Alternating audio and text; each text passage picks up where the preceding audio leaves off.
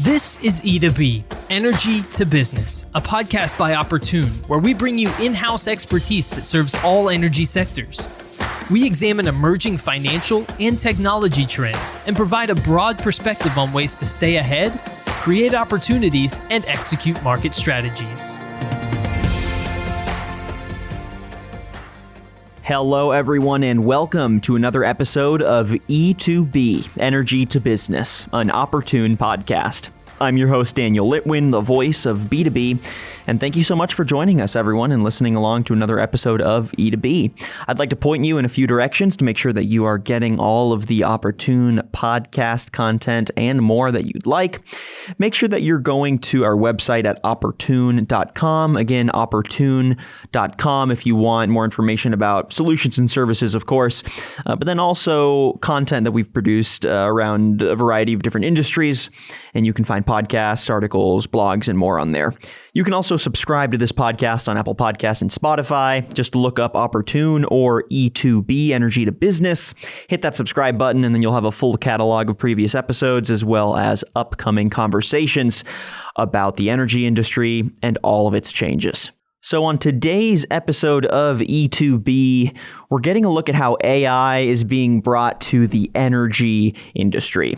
As shifts in the market from COVID to bearish investments have culminated in a difficult year for oil and gas, and as energy companies make continued green energy investments, the type of operational data across the board that's being collected is diversifying and increasing. So how does AI step in as a solution, and what are some of the most common challenges in integrating AI to our day-to-day operations? We're looking to get these questions answered today with Patrick Long. He's Director for Opportune's Process and Technology Consulting Practice. Patrick, great to have you on. How are you doing? Great. Thank you, Daniel. Doing great. Absolutely. Yeah, great to have you on. Looking forward to unpacking this conversation. There's a lot of timely points to intersect here, so I'm looking forward to getting into the nitty-gritty. Let's start first by having you just give us a quick elevator pitch of the kind of work that you do with Opportune so people understand the perspective and the experience that you're bringing to our conversation today. Yeah, certainly. So as you mentioned, I am a director in our process and technology group. And so my focus is going into companies and helping with their business issues. At the heart of it, there is some system or some technical aspect that needs work. But first and foremost, and something that probably will come out as we get through the questions and go through AI, is the process aspects. So we help a company trying to figure out how to navigate through their issues, and then there inevitably is some software to be implemented or upgraded or installed one way or another to help out with the overall process. Perfect. All right. Thanks for the context. So let's get a little more specific now. Obviously, integrating AI into any industry is almost always linked intimately to the data that is collected in said industry. Everything from operations to sales to manufacturing, directives, IT, et cetera, et cetera. So as the energy industry continues to adapt to various market needs and advancements in technology, what are some of the most critical data points you're seeing energy professionals are having to work with? It's evolving quickly. Every week you seem to see a new headline for another software company or an existing, call it a tech mogul, right, out of Silicon Valley that is trying to gain entry into the space. So probably one of the biggest data points that energy professionals have to contend with is just there's so many tools. I would almost equate this to when iPhones first hit the market or Androids, and there was just a huge proliferation of apps, right, that opened up. And so that is the case here. Companies, the software companies are looking to get into new markets. Energy is a great market. Its needs are adapting. It's getting more complex. There's more of an opportunity for sensors and collecting information. And then there's the visualization of the information. There's cleanup of data. There are just a whole host of aspects that make it very attractive for software companies. But there is just, quite frankly, just a huge landscape. It hasn't settled down into kind of the 1, 2, or 3 different providers. So it's probably one of the biggest things that energy professionals have to grapple with is what am I trying to solve? And am I looking for a point solution, or am I looking for something that is going to integrate in with a larger suite of applications that I might already have existing at the company? And are you seeing that AI as a tool is helping streamline unstructured data, complicated algorithms, and just the general overflow of data points for energy professionals? And if so, can you get a little more specific into exactly how AI is stepping in as said tool? Yeah, it is. It is. Unstructured data and complicated algorithms, those are two that tend to pop up the most, right? So for unstructured data, this is getting into being able to, everything from reading contracts or paper-based materials, something that traditionally was done where someone's going to have to look and analyze it, but being able to feed that through some optical scanner, right? Or being able to pick off comments that people are leaving on various forms and then making sense out of it, right? Typically, when you have a system, an ERP system or a trading risk system, like I'm used to working with in downstream, it's very structured data. But now the comments are free flowing, right? The materials that are being scanned in, there's no telling what it's like. And so it is a way, and suddenly there's this huge proliferation of just more data points, as you mentioned in your first question, that someone has to contend with. Right. So then how does that feed into algorithms, right?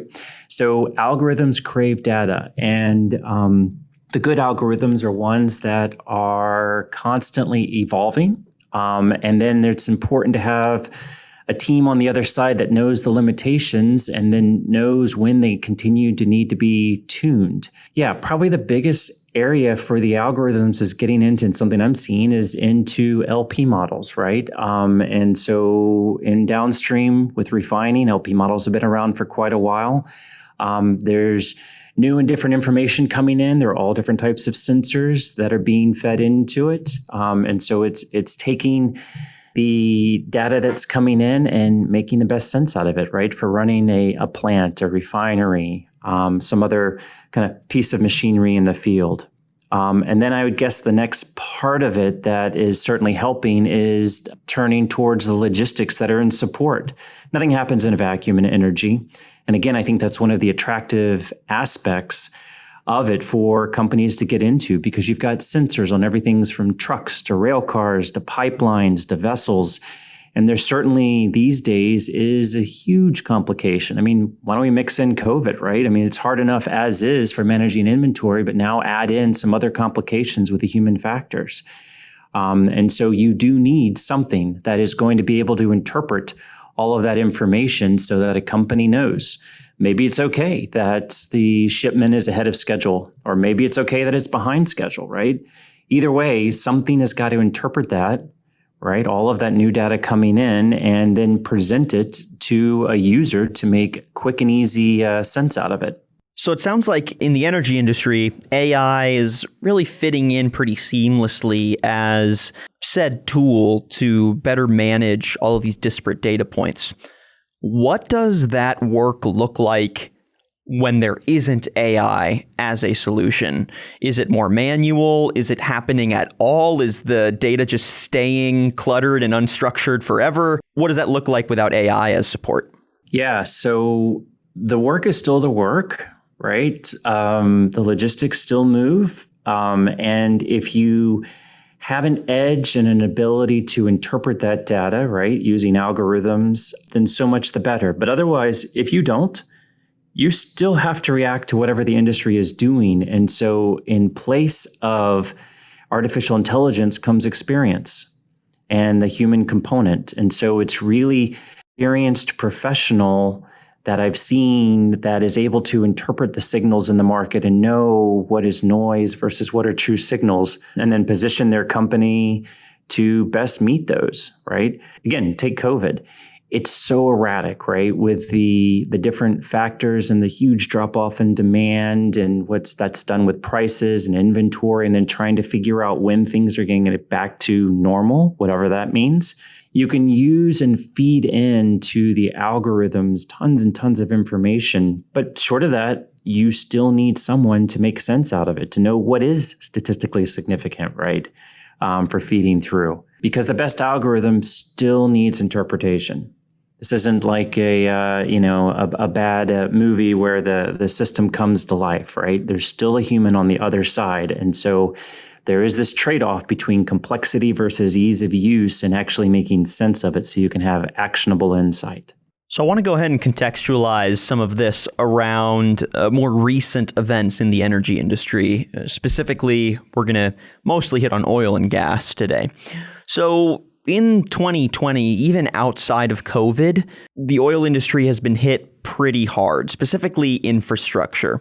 Major pipelines, including DAPL, Keystone, and Atlantic Coast were shut down or lost investment this year. And now when you add COVID to the mix, there's also been a massive reduction in available labor in the industry. Energy tech company Baker Hughes does some weekly calculations of oil rigs across the U.S. And in the last year, the largest oil-producing state, which is Texas, has lost almost 330 land-based rigs. And the number 2 state, North Dakota, went down from 51 rigs to 10 rigs. So, a mix of different market shifts there, but how have these changes necessitated more AI for data capture, data analysis, or operational efficiency? Where are you seeing some connections? Yeah, good question. So, right, on one hand, you've got this loss of rigs, right? You do still have some infrastructure that is out there and producing. It isn't all completely shut in. So companies want to chase and they want to get the cost out of the equation, usually, and unfortunately, that tends to manifest with furloughs and people being laid off. But the work is still the work, right? It might be at a smaller scale, and so there is a need for efficiency and technology. So as far as a connection, one thing that we're seeing, one of the trends is that companies still need these services, but they're not going to be able to provide them, and they're more apt to want to subscribe to them, much like you would subscribe to something on your iPhone or your Android device, right? For being able to do something for you. So it's more bite-sized services that people are after. The energy has always been very cyclical, right? And so when it rebounds, there still will be a need for companies to use some degree of artificial intelligence for being able to churn through, right, their information and retain that competitive advantage. Again, kind of going back to people, oftentimes, and it's the part that stinks in a cyclical environment, the more experienced individuals may also be the ones that are more likely to have a larger salary, and the ones that could be first ones cut. It just depends on the company, right? So here I would say that tools, artificial intelligence, and even, some more basic ones are needed so that a company can still understand its operations, can still understand the data that's being presented, right, towards it. Of those 2 different market shifts or issues that I laid out, which one do you think is going to continue to influence the need for AI and for data analysis and efficiency moving forward, and why? I think the pipeline shutdown is probably going to have the biggest impact. So rig counts will fall, rig counts will rise. But as far as it goes, logistics by nature is a connecting feature. And so when you take a pipeline out of the mix, the product still has to get to market, right? If you find the best and most highest quality grade out in the middle of nowhere, it still has to get to market to be valuable. And right. So removing these pipelines forces the people to have to look elsewhere, right? And innovate and try to find new and different ways for it to get to market. And so it puts a burden on other logistics. I saw an article just the other day that the state of Indiana was looking into the hardships imposed by crude looking for taking use of the rail lines, and it's at the expense of all the grain and food. And there were some serious concerns about the security of moving the grains and other crops down, right, and getting those to market. This is where AI is needed for understanding the trade-offs, the timing, because it's going to be tighter for scheduling. Rail companies, even getting, barges and maybe thinking unconventionally about different uses or ways to use trucks. all of that has to come into play, and companies are going to have to get more sophisticated to get the product to market. I want to loop in green energy into this as well, because it's another obviously major point of just market shifts and reinvestments in the last several years. So where does this expanded set of investments by energy companies into green and renewable energies factor into this conversation? Is it also a point of contention for AI use? Why or why not? And what are some of the connections you see there? This one is a strange one, right? I remember there were articles. I wrote a piece after seeing some headlines that university endowments were dropping energy companies because they continued to be dirty and polluting the environment. But energy companies, they're not out there without a conscience, right? And so energy companies, as you mentioned, are looking into being greener, being more renewable. That just makes more sense for them, right? Because those individuals, everybody lives part of the cities and community and wants clean air and, fresh drinking water. So artificial intelligence here is a way to be smarter about it. So AI getting into renewable energy. Here is, for example, leveraging technology for wind farms or solar panels, right? And drawing attention to some positive aspects of using technology, and also the fact that there's just a constant need for energy, right? For power, for powering homes, manufacturing, right? Running transportation. And so these are nice, cleaner alternatives and a nice way to highlight the use of technology for a smaller footprint. So let's get more specific with the kinds of projects that you're seeing AI get used for and where the most success is being found. What are some of the most interesting use cases that you're seeing and that you're finding to be most successful for AI in the energy industry, and why? Yeah, really great question. So 2 things popping up in my mind. The first one is forecasting. Companies, especially these days, have a limited amount of resources in which to deploy, right, to get their products to market and reach their customers.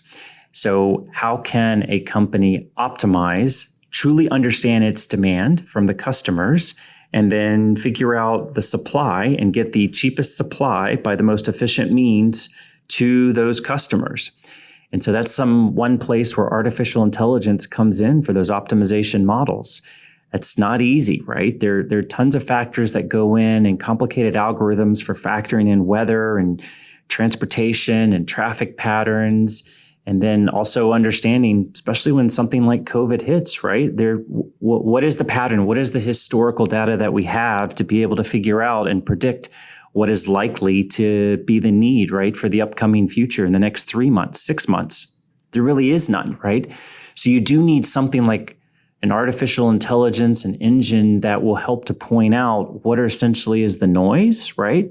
Versus what are some true signals so that a company knows that it really does need to ramp up. It might need to make an extra investment in some logistical routes, some extra drivers, some extra equipment, right, to service new demand.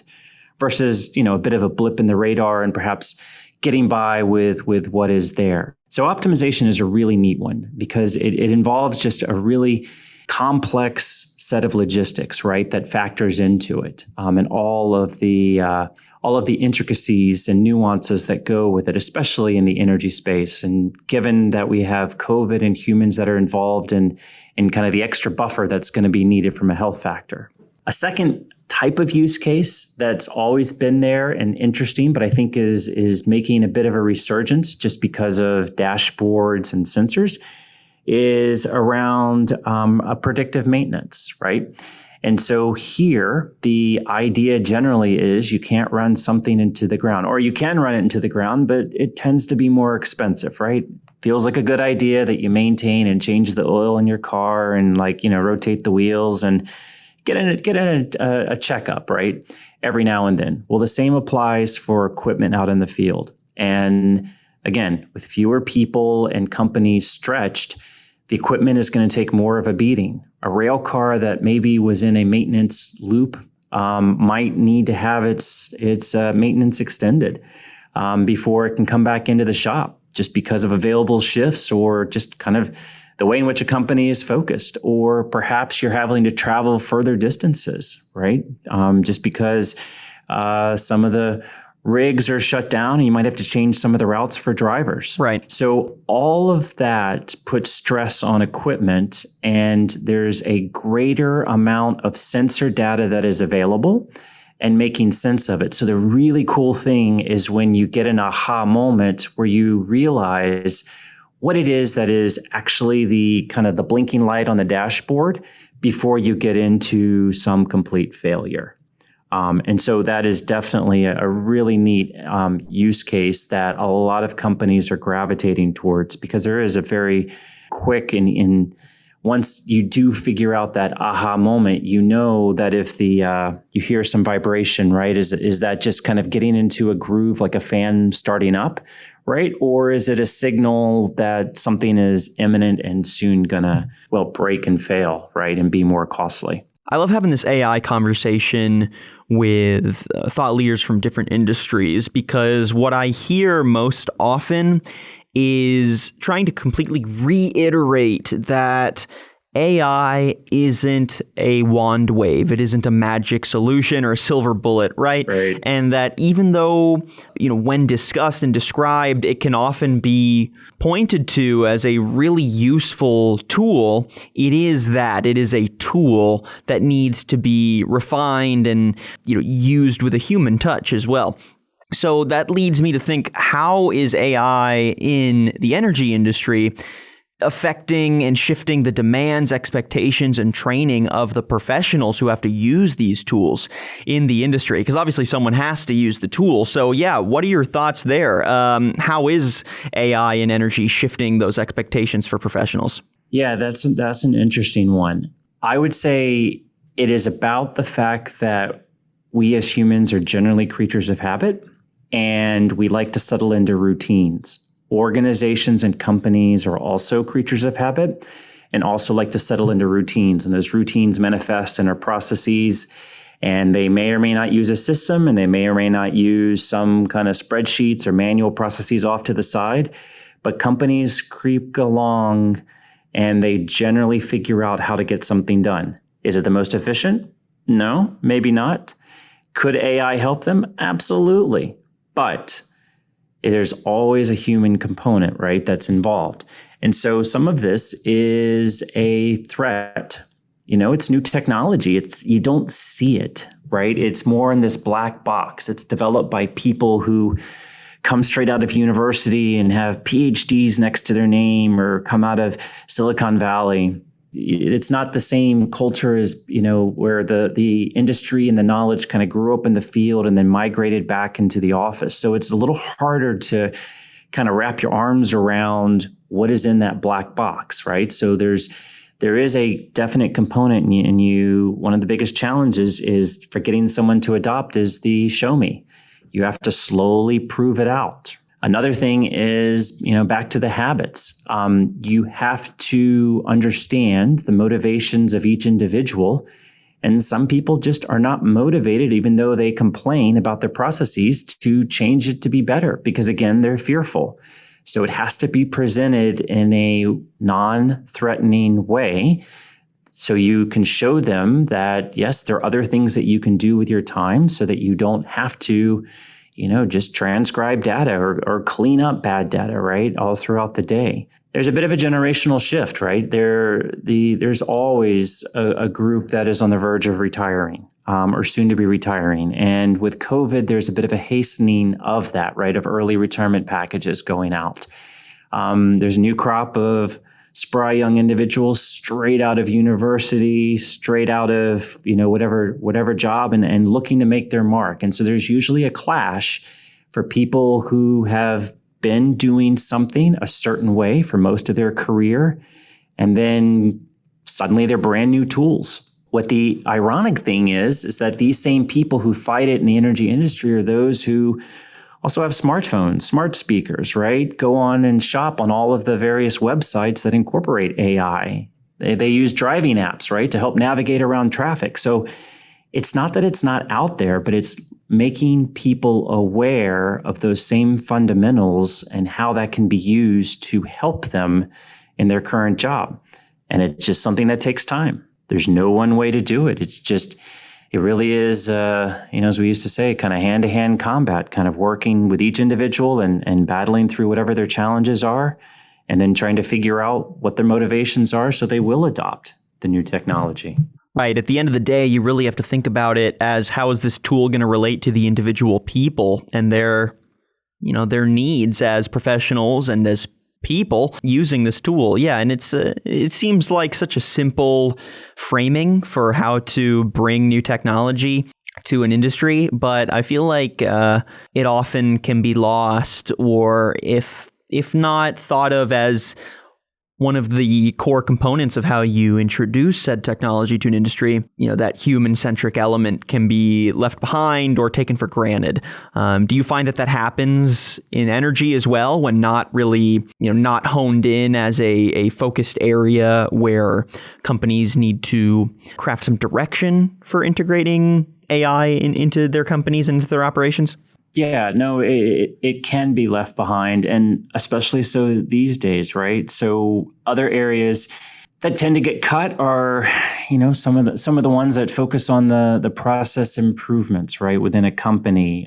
People may look at them as extraneous, and when there's a need to trim expenses off, it's these individuals who are constantly working with users and helping them through their technology issues, right? Those are some of the champions that might be lost in going through. Yeah, it's just one of those things where a slow adoption can be painful, but it's one where the tone needs to be set the right way in a company from a top down. So someone in the C-suite needs to set direction that there is a new tool that's being integrated and it is not going to result in a loss of jobs or a dramatic amount of busy work or something like that they might be used to from the past, but rather it's something to help and improve. And there's this open dialogue, right? Just to make sure that people are being heard about what their concerns are so they can be addressed in a timely manner. When do you find that professionals in energy are more receptive to AI as a tool? I know you mentioned a bit of a generational divide, but are there any more specific challenges based on departmental differences or market differences that create fresh challenges in getting professionals to adopt AI as a tool? Yeah, when a company is on its back feet and realizes that it's losing money or doing something that's suboptimal, and everyone has been doing it and suffering, and they don't know any other way to work through it themselves, then yes, those tend to be the cases where everyone is very happy to adopt something that is new. And in this case, there's a component of it which is going to be artificial intelligence. So there needs to have been some incident, some event where it was very costly one way, shape, or form, right, for the company, or enough people went through whatever the pain was to fix something that they realized that, there is a better way, right, to do it. And so that tends to be when we get brought into companies where something has gone wrong. We'll talk to companies throughout their life cycle, right? If they don't need us now, that's fine. We'll talk about certain trends that are going on. And if you do need us, then we'll be here. And we've been called in after some of those events. Pricing moves dramatically one way, shape, or form, and there's a huge loss and people didn't anticipate it. There's too much inventory that's tied up and they're getting hammered on by Wall Street. Great. You need to figure out and understand a bit more about that and tap in. A lot of the artificial intelligence is tapping into what is actually going on in the world, bringing into the company so that you can more easily make decisions without having to just be moving data from one spreadsheet to another spreadsheet and cleaning up this and getting that right company names to match, right? It's removing a lot of that pain in the middle that a lot of people have had to endure, right, over the years with some of these ERP systems and then constant mergers and acquisitions and divestitures. And suddenly there's this huge just dirtiness associated with all of this master reference data. AI is a way to help bridge that information when done correctly, and then allows companies to make decisions and be more agile, be more competitive.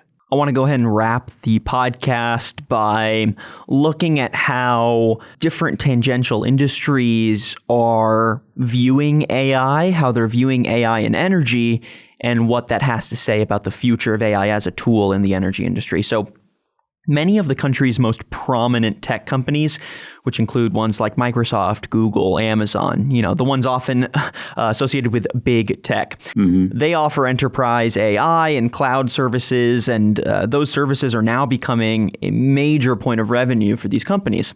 They're looking at the energy industry as one with major potential for business and as one for major potential for AI solutions.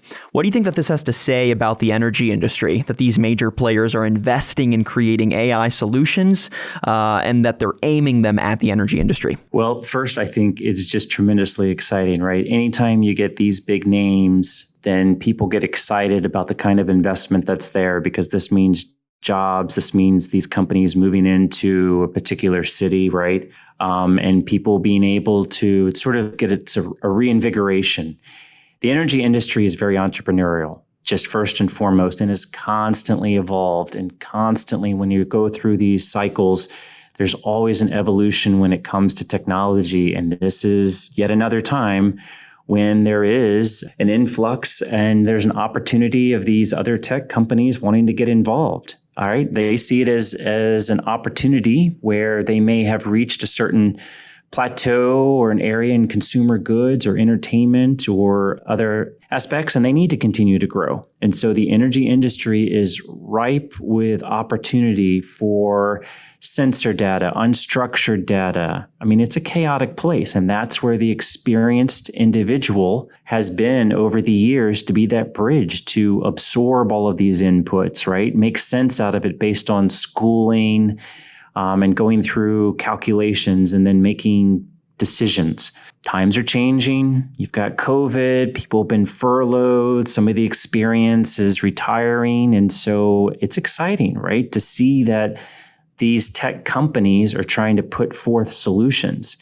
The opportunity that's there is more than ever, the need for people who have the experience.